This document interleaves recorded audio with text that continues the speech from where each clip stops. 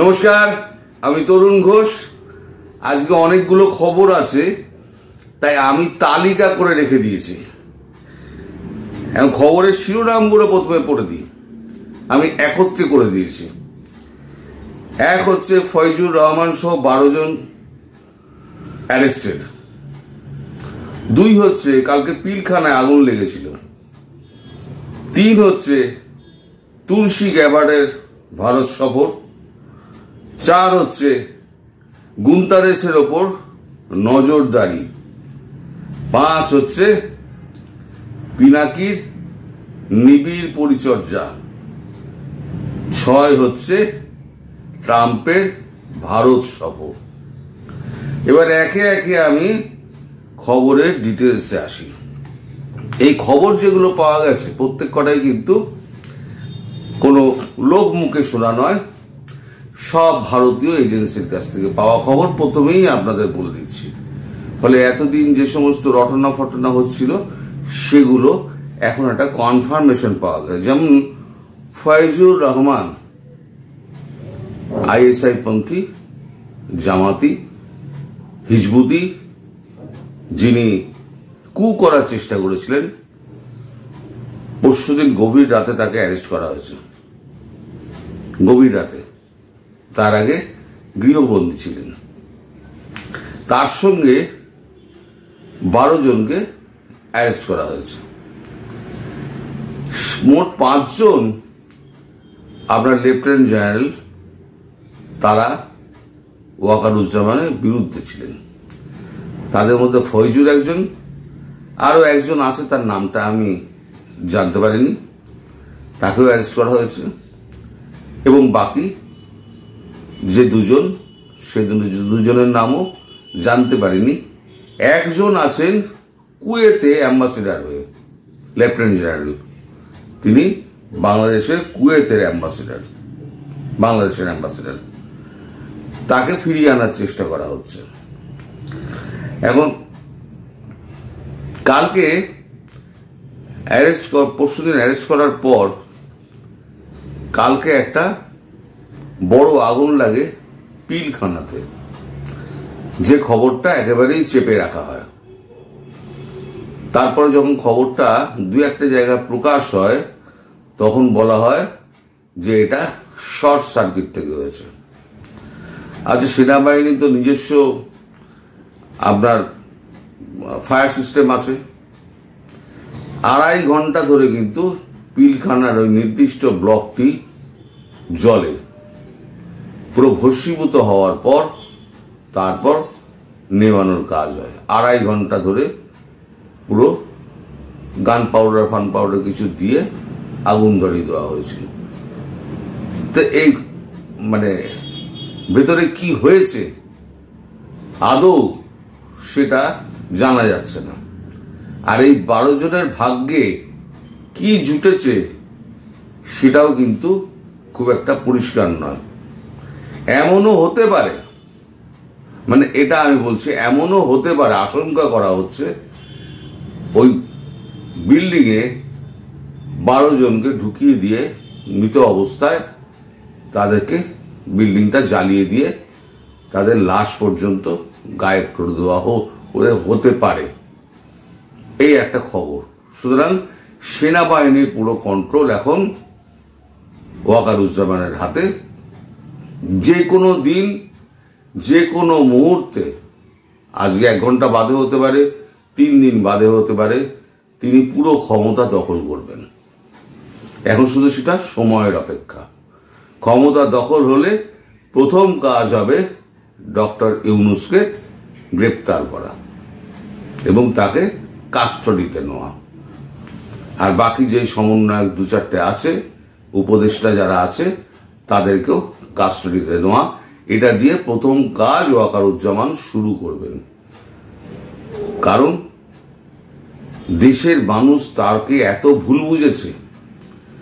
5 তারিখে যে ঘটনাটা ঘটেছে, সেখানে সেনাবাহিনীর যা ভূমিকা ছিল, সে ভূমিকা কেন ছিল সে তো আপনারা জানেন। ভলগার তর্কের যে ভিডিওটা আমি দেখিয়েছিলাম, সে ভিডিওটা তো পরিষ্কার যে তাদেরকে ধমকানো হয়েছিল যে যদি এই অভ্যুত্থানের বিপক্ষে তোমরা যাও তাহলে পরে তোমাদেরকে জাতিসংঘের মিশন থেকে বাদ দেওয়া হবে। ফলে একটু ভয় পেয়ে তারা পিছিয়ে গেছিলেন। এই লাস্ট যে সফরটা উনি করে এলেন ওয়াকারুজ্জামান কঙ্গো, সেখানে মার্কিন CIA সংস্থার 2 জন এবং ভারতীয় সংস্থার 2 জন, না 1 জন রয়ের এবং 1 জন IB-র সেখানে উপস্থিত ছিলেন। সেখানে সমস্ত কথাবার্তা হয়ে যায়। তারপরে তিনি দেশে ফেরেন এবং দেশে ফেরার আগে তিনি খবর পেয়ে যান, যে কোনো মারফত তিনি খবর পেয়ে, তারও তো নিজস্ব লোকজন আছে, যে এরকম একটা কু করার চেষ্টা করা হচ্ছে, ঢাকায় যদি উনি নামেন তাহলে পরে উনি অ্যারেস্ট হতে পারেন। ফলে উনি গতিপথ চেঞ্জ করে উনি চলে যান তেজগাঁওতে। ওখানে নেমে উনি প্রথমে একদম নিজস্ব সমস্ত প্ল্যান করে তারপরেতে উনি ঢোকেন। তারপরে যা কর্মকাণ্ড হওয়ার ধীরে ধীরে ধীরে ধীরে উনি মিটিং ফিটিং করে সমস্তটা নিজের পরে নিয়ে এসে তারপরে এই কাজটা করেছেন, যেটা আমি আগের ভিডিওতেই আপনাদের বলেছি কিভাবে কোথায় কখন মিটিং হয়েছে, কতক্ষণ মিটিং হয়েছে। এই যে অ্যারেস্ট হওয়া নিয়ে এটা কিন্তু 2-4 দিন ধরে দারুণ রকমের একটা খবর রটে বেড়াচ্ছিল যে আদৌ অ্যারেস্ট হয়েছে কিনা, মানে খবরটা ভুয়ো কিনা। কেউ বলছে হ্যাঁ গুজব, কেউ বলছে না হয়েছে। কিন্তু এখন আর গুজব বলে আর ওড়ানো যাবে না, কারণ আমাদের এজেন্সি থেকে এইটা পরিষ্কার করা হয়েছে যে তারা অ্যারেস্ট হয়েছেন। বাকি খবর কি, বাকিটা আমার আন্দাজ এবং 2-2 4 মিলানো। এটা হচ্ছে আমার আন্দাজ, সত্যিও হতে পারে মিথ্যেও হতে পারে। এবার তুলসী গেবার্ড তিনি ভারতবর্ষে আসছেন। তিনি জাপান, থাইল্যান্ড এই সমস্ত ঘুরে তিনি ভারতবর্ষে আসছেন সামনের সপ্তাহে। এসে আমাদের এজেন্সিগুলোর সঙ্গে বসবেন এবং সবথেকে বড় কথা, ট্রাম্পের সফরের আগে তার এই সফরটা খুব গুরুত্ব বহন করছে এটা বলা যায়। এবং বাংলাদেশ নিয়ে তার তো একটা মানে চিন্তা রয়েছে, বাংলাদেশ নিয়েও সেই জায়গায় কথাবার্তা হবে। কার কার সঙ্গে কি কথা হবে তা এখনো আমার কাছে পরিষ্কার নয়। আচ্ছা, গুন্তারেসের ওপরেতে একটা নজরদারির ব্যবস্থা করা হয়েছে, কারণ গুন্তারেসকে আর বিশ্বাস করছে না। ভলগার তুর্কের ওই ঘটনাটা প্রকাশ হয়ে যাওয়ার পর এখন বাংলাদেশ সরকার, যারা অন্তর্বর্তী যে সরকার আছে, সেই সরকারের কেউ আর গুন্তারেসকে আর কনফিডেন্সে দিতে পারছে না। ফলে গুন্তারেস যখন আসছেন তখন তার ওপর বিমানবন্দরতে নামার পর থেকে যে 3 দিন উনি থাকবেন, সম্ভবত আজকে উনি 11 তারিখ আসছেন এবং 11, 12, 13 উনি থাকবেন। এই 3 দিন তিনি রোহিঙ্গাদের কাদের সঙ্গে কথা বলেন, কোথায় যান, কার কার সঙ্গে দেখা করেন, সমস্ত একেবারে খবর নেওয়ার জন্য নজরদারির লোক ঠিক করা হয়েছে। 5 হচ্ছে পিনাকি চক্রবর্তী। তিনি মানে হঠাৎ খুব অসুস্থ হয়ে পড়েছিলেন, এখন নাকি নিবিড় পরিচর্যার মধ্যে রয়েছেন। তার যে ভিডিওগুলো সেগুলো সমস্ত টাইম লাইন দিয়ে প্লেলিস্টে তোলা আছে। ফলে তিনি যে 7 দিন অসুস্থও থাকেন, তাহলে ওই প্লেলিস্ট অনুযায়ী ইউটিউব এর থেকে, স্টুডিও থেকে ওগুলো আপলোড করা আছে, ওই অনুযায়ী ওগুলো সমস্ত চলে যাবে। সুতরাং পিনাকি ভট্টাচার্যের ভিডিও যদি আপনারা এখন দেখেন, আপনারা বলবেন ওই তো পিনাকির তো ভিডিও আসছে। আসলে প্লেলিস্টে এই সমস্ত টাইম লাইন ফিট করা আছে, ওই টাইম লাইন অনুযায়ী সেগুলো নিজে থেকেই সমস্ত আনলিস্টেড হতে আরম্ভ করবে। পাবলিক করতে গেলে তো আনলিস্টেড করতে হবে, তখন পাবলিক হবে। এখন আনলিস্টেড করা আছে। এবার জুলকার নাইন বলে এক সাংবাদিক ছিলেন, জুলকার নাইন। তিনি এই যে মেটিকুলাস প্ল্যান যে করা হয়েছিল তার একটা অংশ ছিলেন জুলকার নাইন। সেই জুলকার নাইন, আচ্ছা পিনাকির ব্যাপারটা আগে শেষ করে নিন। এই যে নিবিড় পরিচর্যা, পিনাকির যে নিবিড় পরিচর্যা, এই নিবিড় পরিচর্যা হঠাৎ শুরু হয়েছে। এই পরিচর্যা কার আন্ডারে হচ্ছে? এটা নরেন্দ্র মোদীর আন্ডারে হচ্ছে নাকি এটা ফ্রান্সের প্রেসিডেন্ট ইমানুয়েল ম্যাক্রোর আন্ডারে হচ্ছে, সেটা নিয়ে আমাদের একটা সন্দেহ আছে। এটা নিয়ে কেউ কোনো কথা বলছে না। আমি বলেছিলাম যে এরা কেউ পার পাবে না। সবার একটা নির্দিষ্ট ঠিকানা আছে, জায়গা আছে, দেশ আছে। ভারতবর্ষ তার শত্রুকে ছাড়ে না। এদের খুব শিগগিরই ব্যবস্থা হবে। এখন দেখুন পরিচর্যা কার হাতে হচ্ছে, কি ধরনের পরিচর্যা হচ্ছে, কতদিন পরিচর্যার পর তিনি আবার আপনাদের সম্মুখে উপস্থিত হন বা আদৌ উপস্থিত হন কিনা, সে নিয়েও প্রশ্ন রয়েছে। এবার আসুন জুলফিকার নাইন। ইনি মেটিকুলাসলি প্ল্যানের একটা অংশ ছিলেন।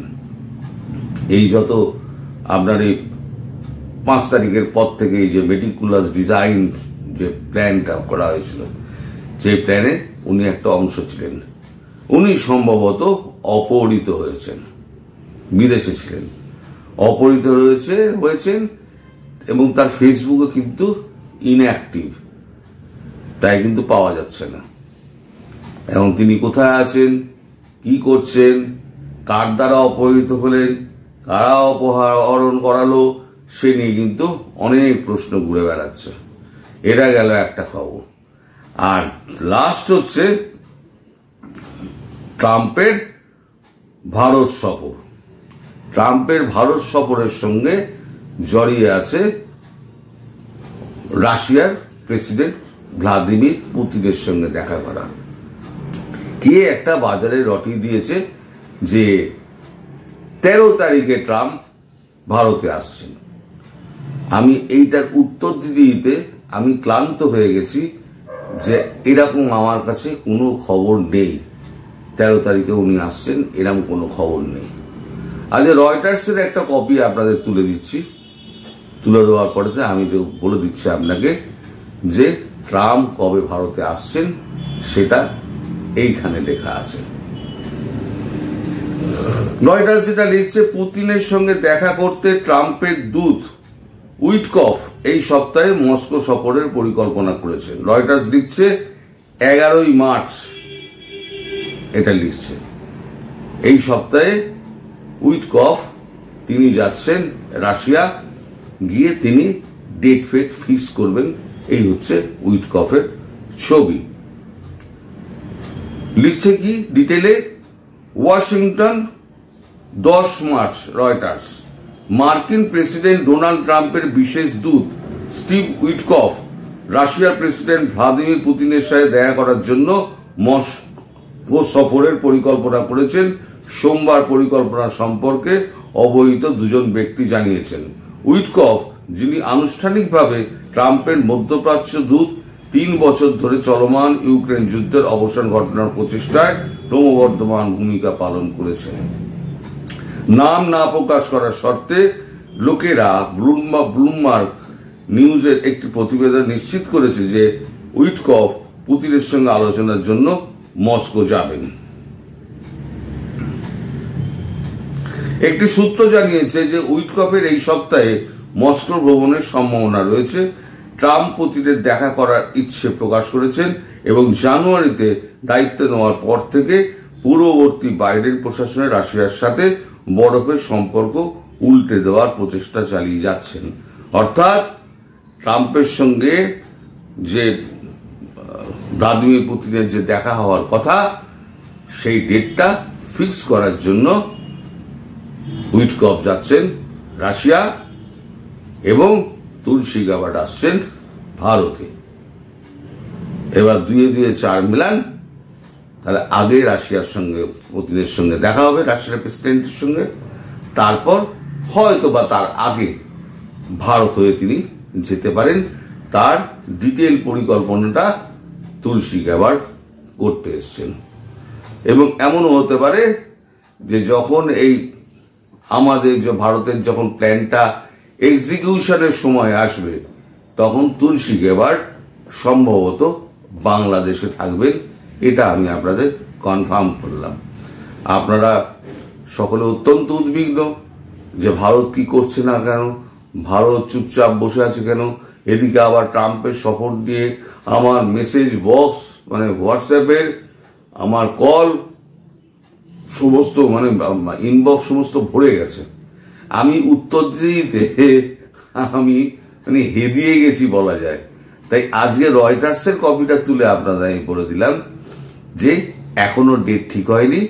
উইটকফ যাচ্ছে রাশিয়ায় কথা বলতে, ডেট ফিক্স করতে, এবং তুলসী গ্যাবার্ড আসছেন ভারতে। তুলসী গ্যাবার্ড ভারতে এসে তুলসী গ্যাবার্ড ঠিক করবেন যে কবে কথা বলা যাবে, কবে কখন সুবিধাজনক অবস্থা হবে। তারপর এই 3 জন মিলে সমস্ত কিছু সফরটা ডিজাইন করবেন। এই হলো আজকের খবর। সবাই সুস্থ থাকবেন, ভালো থাকবেন এবং সাবধানে থাকবেন। নমস্কার।